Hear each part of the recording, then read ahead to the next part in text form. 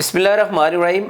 Election 2024 होने जा रहे हैं। हर तरफ इलेक्शन की गहमा गहमी है और आप जिस इंसान को देखें वो इलेक्शन के बारे में बात कर रहा है। देखिए, ये जो वोट होती है ये कौम की एक अमानत है।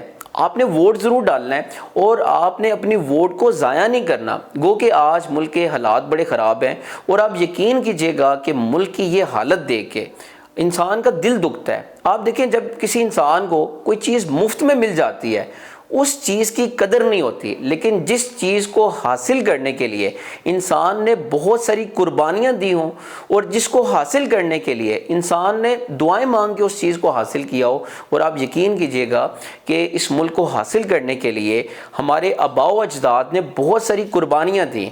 और अब इस मुल्क की ये हालत देखे, इसमें कोई शक नहीं है, इसमें कोई दूसरी राय नहीं है, इंसान का दिल दुखता है।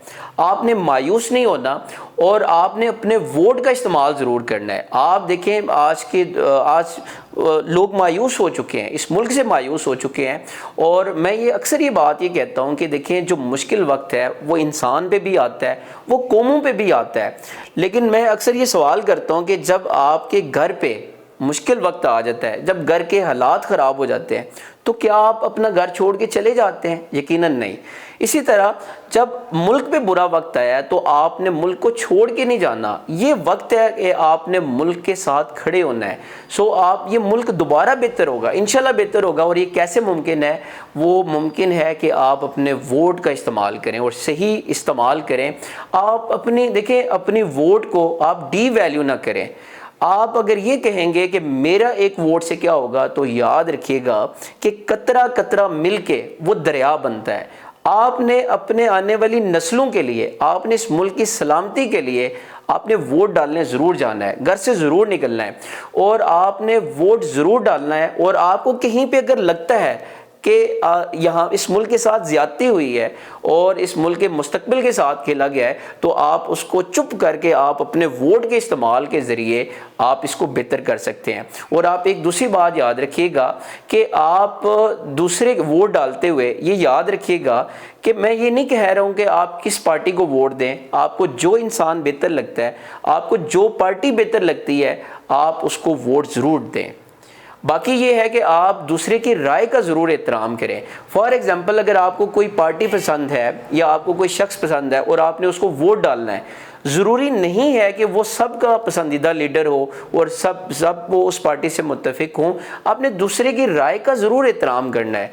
आप ये देखें, इलेक्शन आएंगे, इलेक्शन हो के चले जाएंगे, लेकिन आपने एक दूसरे के साथ मोहब्बत के साथ रहना है, एक दूसरे का एहतराम करना है, क्योंकि हमने इकट्ठे रहना है, इकट्ठे साथ ज़िंदगी गुजारनी है।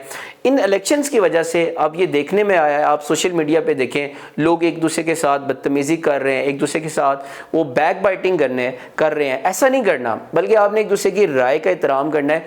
और तीसरी बात आपने याद रखनी है कि जब आप वोट डाल लें, वोट डालने के बाद जो नताइज आएंगे उसको खुश दिली से कबूल करना है।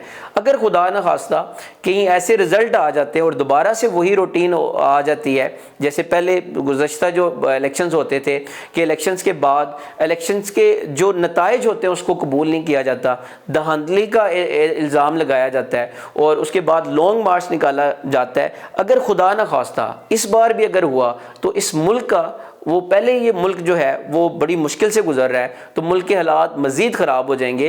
तो इलेक्शन के जो नताइज आएंगे उसको आपने खुश दिली से कबूल करना है और वोट का सही इस्तेमाल करना है। आप ये देखें, आप ये ना समझें कि आप किसी पार्टी को वोट दे रहे हैं, आप ये समझें कि मैं इस मुल्क के लिए वोट दे रहा हूँ, इस मुल्क को दे रहा हूँ, इसकी सलामती के लिए दे रहा हूँ और मैं अपनी जो आने वाली नस्लें हैं उनके मुस्तकबिल के लिए, अपने आने वाले बच्चों के लिए जो है वो मैं वोट डाल रहा हूँ। मेरी आप सबसे गुजारिश है कि आपने इलेक्शन वाले दिन घर से ज़रूर निकलना है और वोट ज़रूर देना है।